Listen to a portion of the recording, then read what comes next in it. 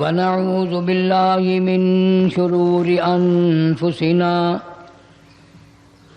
ومن سيئات أعمالنا من يهده الله فلا مضل له ومن يضلله فلا هادي له ونشهد أن لا إله إلا الله وحده لا شريك له ونشهد أن سيدنا وسندنا ونبينا وشفيعنا وهادينا ومرشدنا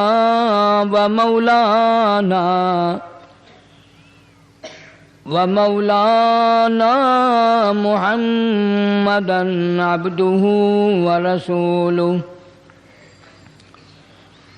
أرسله بالحق بشيرا ونذيرا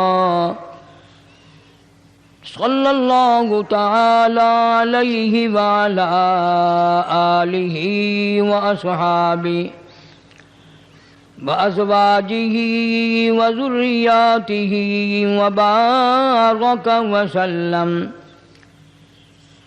وسلم تسليما كثيرا كثيرا. أما بعد فأعوذ بالله السميع العليم من الشيطان الرجيم. بسم الله الرحمن الرحيم. حاميم والكتاب المبين. إنا أنزلناه في ليلة مباركة إنا كنا منذرين فيها يفرق كل أمر حكيم أمرا من عندنا إنا كنا مرسلين رحمة من ربك إنه هو السميع العليم. رب السماوات والأرض وما بينهما إن كنتم موقنين. لا إله إلا هو يحيي ويميت. ربكم ورب آبائكم الأولين بل هم في شك يلعبون. صدق الله مولانا العلي العظيم وبلغنا رسوله النبي الكريم ونحن على ذلك لمن الشاهدين والشاكرين والحمد لله رب العالمين. اللهم صل على محمد وعلى آل محمد كما صليت على إبراهيم وعلى آل إبراهيم إنك حميد مجيد. اللهم بارك على محمد وعلى آل محمد كما باركت على إبراهيم وعلى آل إبراهيم إنك حميد مجيد.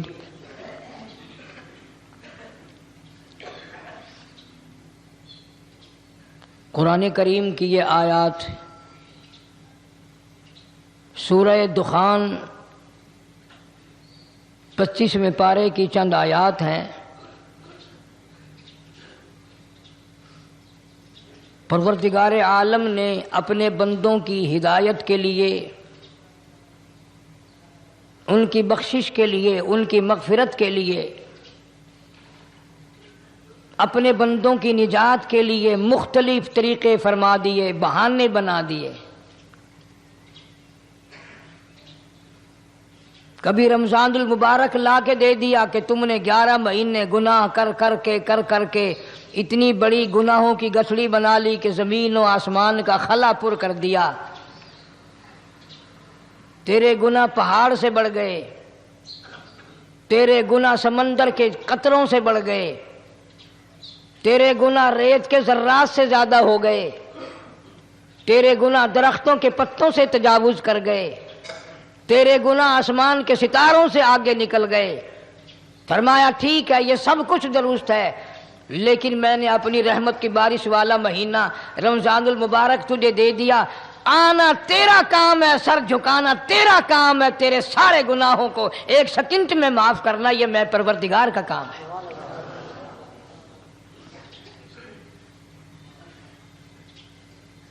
ہر سال میں رمضان المبارک کا مہینہ عطا فرما دیا، تیری سرشت میں خطا ہے، تیری عادت میں گناہ پڑ گئی ہے، تو باز نہیں آتا، آ پھر میں تیرے لیے بخشش کا ذریعہ بناتا ہوں، کہیں شیطان ملعون تجھے کھینچ کر لے جا کر جہنم میں نہ پھینک دے۔ رمضان المبارک کی راتیں عطا فرما دی۔ اب ذرا دل پہ ہاتھ رکھ کر سوچو کتنا بد نصیب ہے، کتنا بدبخت ہے وہ آدمی، کتنا ازل کا مارا ہوا ہے وہ آدمی جو رمضان المبارک میں بھی اپنے گناہوں کو معاف نہ کرائے۔ کبھی رمضان کی راتیں عطا فرما دیں، کبھی شب قدر لا کے دے دی،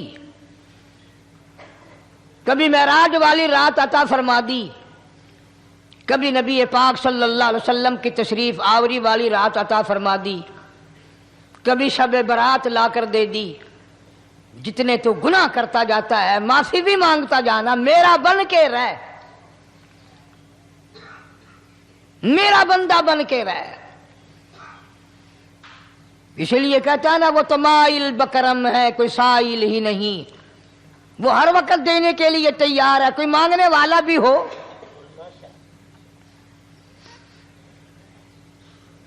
اب جو شب برات آ رہی ہے، حدیث پاک میں ارشاد ہے حضور اکرم صلی اللہ علیہ وسلم کا کہ جیسے ہی سورج چھپتا ہے اللہ پاک جل شانہ اس آسمان دنیا پہ تشریف لاتے ہیں، اور ساری رات اپنے بندوں کو آواز لگاتے ہیں۔ اندازہ لگاؤ، مالک آواز دے رہا ہے، خالق آواز دے رہا ہے، اور مخلوق سوئی پڑی ہے۔ ساری رات آواز آتی ہے حل من مستغفر، کوئی ہے بخشش مانگنے والا، کوئی ہے گناہگار، کوئی ہے سیاکار، کوئی ہے پہاڑوں جتنے گناہ والا، کوئی ہے سمندروں کے قطروں جتنا گناہ والا۔ آج میں خدا عرش عظیم سے چل کر آیا، میری بے پرواہی، میری بے نیازی آج چاہتی ہے تمہیں سب کو معاف کر دوں۔ کبھی آواز آتی ہے مانگنے والوں کھڑے ہو جاؤ، میں تمہارے دامن بھر دوں۔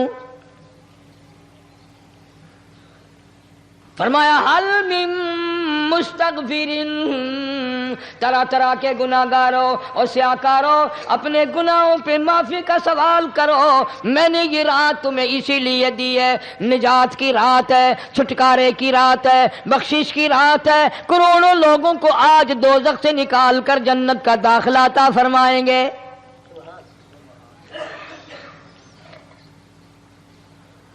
آواز آتی ہے میرے بندو کتنا بھی تو گناہگار ہے، لا تقنطوا من رحمت اللہ، میری رحمت سے نا امید نہ ہو۔ ان اللہ یغفر الذنوب جميعا انہ هو الغفور الرحیم، میرے بندے تیری اپنے گناہوں پہ نظر نہ کر، اپنے گناہوں پہ نظر بھی کر، لیکن ساتھ ساتھ میرے دریا کرم پہ بھی نظر کر۔ بے شک تیرے گناہ بے حد ہیں، بے شمار ہیں، پر میری کریمی کی بھی کوئی انتہا نہیں۔ حل من مستغفر، کوئی ہے معافی مانگنے والا، آج اس کو معاف کر دیا جائے۔ کوئی ہے بخشش مانگنے والا، آج اس کی بخشش کر دی جائے۔ کوئی ہے اللہ پاک جل شانہ کے دربار میں سر جھکا کر معافی مانگنے والا، آج اس کو معافی عطا کر دی جائے۔ اللہ فرماتے ہیں او لوگوں نا امید نہ ہو، میں خدا تمہیں چل کر معاف کرنے کے لیے خود آ گیا ہوں۔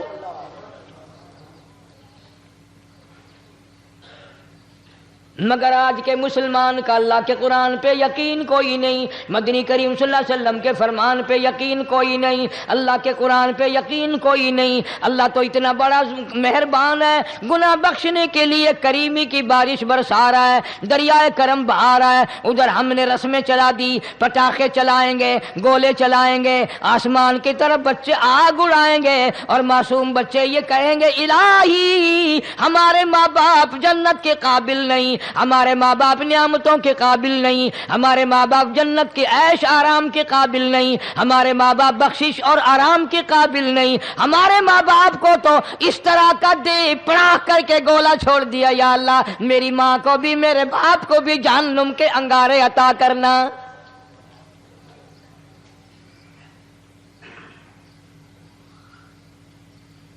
ارشاد فرمایا مدنی کریم صلی اللہ تعالی علیہ وسلم نے، اللہ پاک جل شانہ ساری رات ندا کرتے ہیں، آواز لگاتے ہیں حل من مستدرک، کوئی ہے جس کی روزی میں تنگی ہو، کوئی ہے پریشان حال کپڑے کی تنگی ہو، کوئی ہے ایسا جس کو قرضے نے دبا لیا ہو، کوئی ہے ایسا جس کو اہل و عیال کے خرچے نے پریشان کر دیا ہو، کوئی ہے تنگ دستے آج مجھ سے روزی میں فراخی مانگے، میں اس کی روزی میں فراخی کر دوں۔ کیوں واللہ یقبض ویبسط والیہ ترجعون۔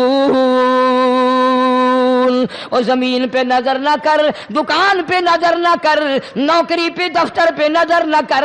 مالک فرماتے ہیں مجھے اپنی کبریائی کی قسم، اگر میں تجھے نہ کھانے دوں، آگے رکھا ہوا کھانا، آگے رکھی ہوئی دولت بھی، پھل بھی، فروٹ بھی، حتیٰ کہ کھانے کے ارادے سے ہاتھ میں لیا ہوا، حتیٰ کہ کھانے کے ارادے سے جو منہ میں تیرے جا چکا، میں نہ چاہوں حلق سے نیچے اتر سکتا نہیں۔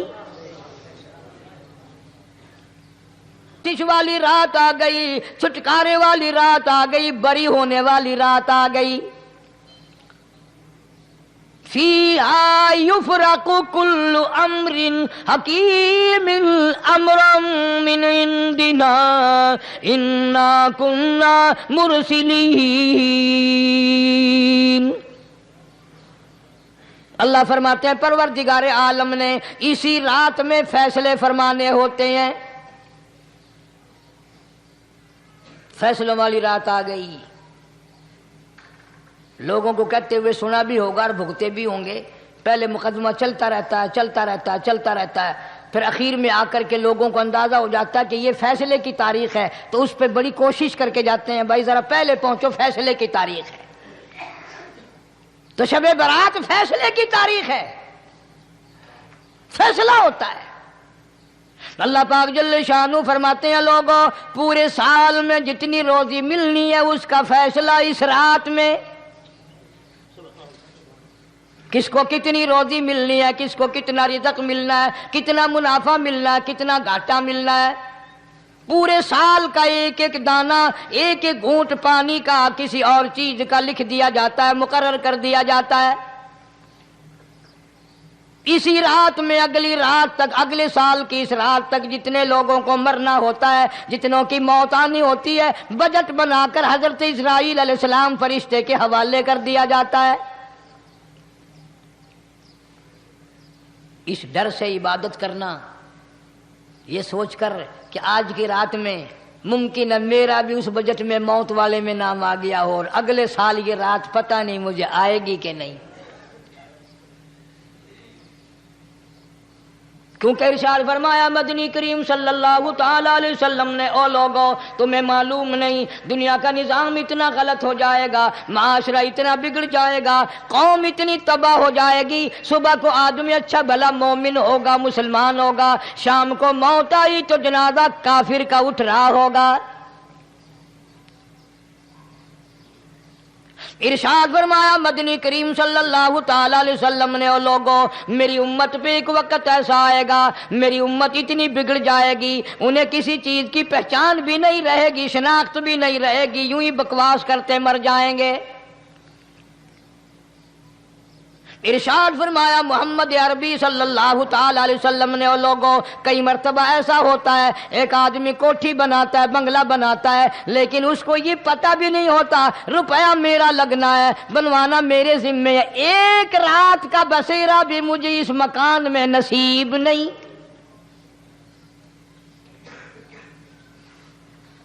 ارشاد فرمایا مدنی کریم صلی اللہ تعالی علیہ وسلم نے، بسا اوقات ایسا ہوتا ہے آدمی اپنی پسند کی جگہ شادی کے لیے جاتا ہے، لڑکی کو پسند کرتا ہے، دلہن کو پسند کرتا ہے، کمار اس کو بڑی پیاری ہوتی ہے، شادی کے لیے جا رہا ہے، سہرا باندھے کھڑا ہے، بارات تیار کھڑی ہے اور شادی کے لیے جا رہی ہے۔ حضور صلی اللہ علیہ وسلم نے فرمایا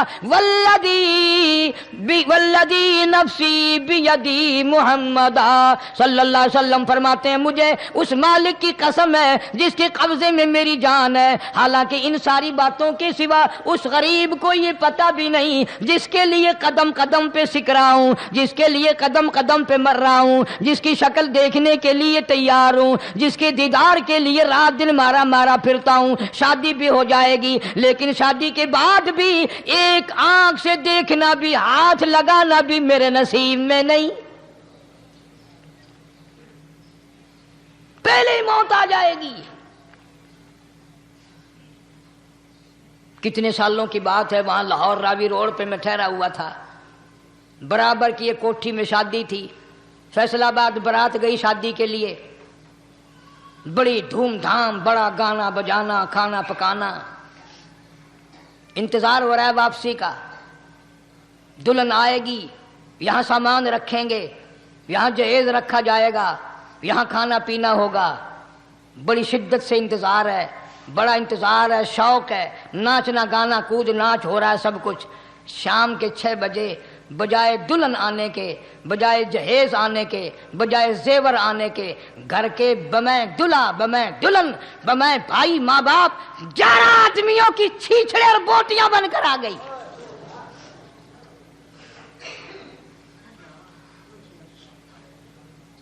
کب اللہ کے قہر سے ڈرو گے؟ کب توبہ کرو گے تم؟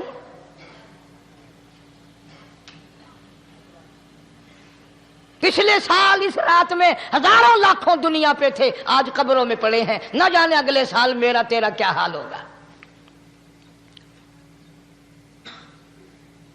فرمایا روزی کا بجٹ بنا دیا جاتا ہے، موت کا بجٹ بنا دیا جاتا ہے، پیدا ہونے والوں کی فہرست بھی بنا دی جاتی ہے۔ فیہا یفرق کل امر حکیم امرا من عندنا انا کننا مرسلین۔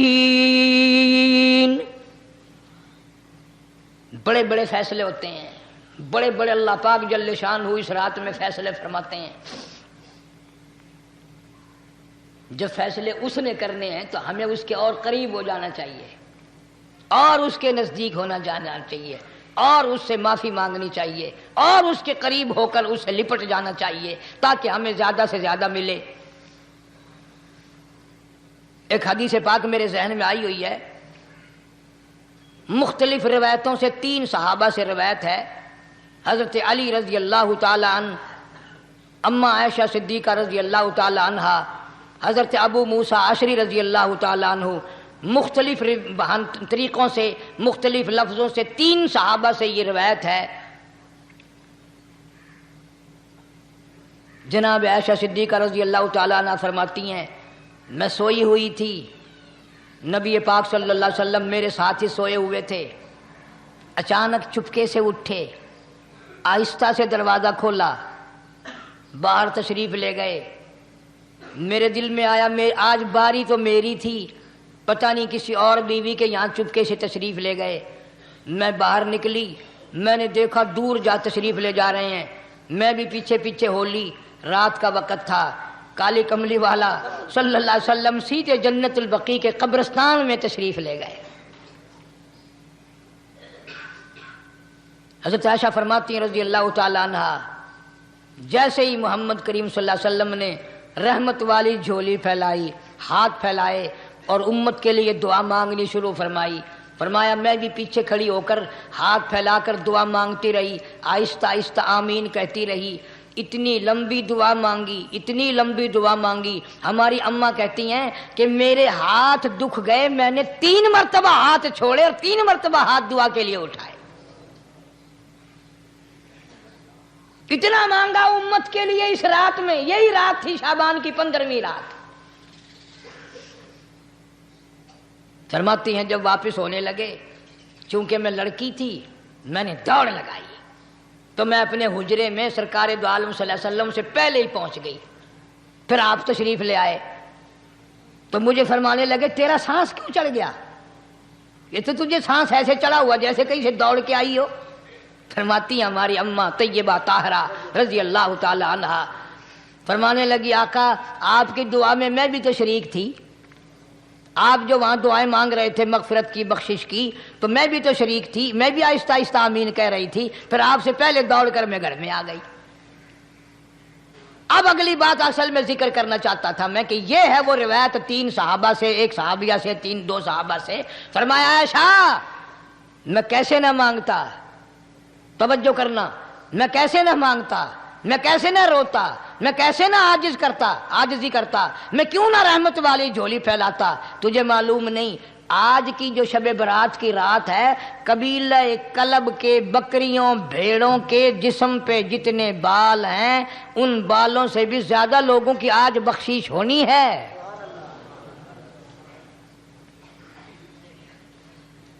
جس قبیلے کا محمد عربی صلی اللہ علیہ وسلم نے نام لیا، ان کا اجڑ، ان کا ریوڑ، ان کا غلہ 10 میل میں بیٹھتا تھا۔ اتنی بخشش، اتنی عام بخشش۔ باوضو بیٹھے ہو، مسجد میں بیٹھے ہو، یقین کہتا ہے، دل کہتا ہے کہ ہمارا نمبر بھی آ گیا ہوگا، جب اتنے کوئی بال تھوڑے ہوتے ہیں بکری کے جسم پہ، بھیڑ کے جسم پہ۔ لیکن جب حضرت عائشہ کو مسکراتے دیکھا اور زیادہ رضی اللہ تعالیٰ عنہ خوش ہوتے دیکھا، مدنی کریم صلی اللہ علیہ وسلم نے فرمایا عائشہ میری ساری امت اسی طریقے سے بخش دی جائے گی، ہر سال معافی ملتی رہے گی، ہر سال بخشش ہوتی رہے گی، مگر 3 آدمیوں کی نجات اس رات میں بھی نہیں ہوگی۔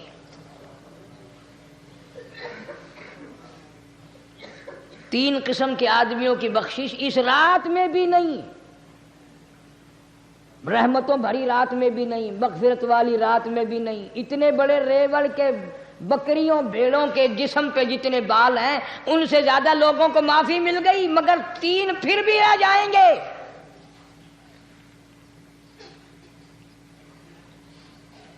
کتنا برا ہوگا، اتنی رحمت کی بارش برسے، رحمت کا دریا بہ گیا ہو، سمندر تھاکے مار گیا ہو اور پھر کوئی رہ جائے۔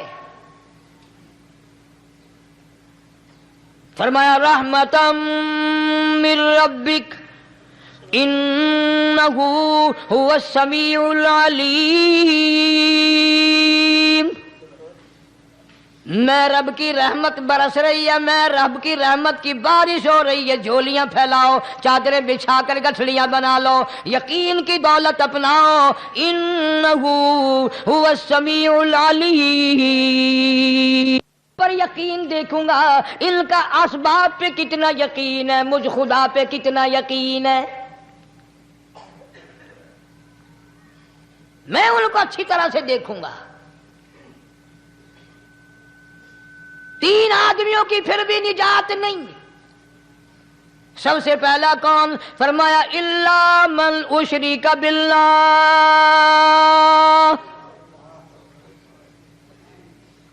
جس نے میری ذات میں صفات میں ذرہ برابر بھی کبھی شرک کیا ہوگا، مجھے اپنی کبریائی کی قسم میں اسے کبھی بھی معاف کرنے کو تیار نہیں۔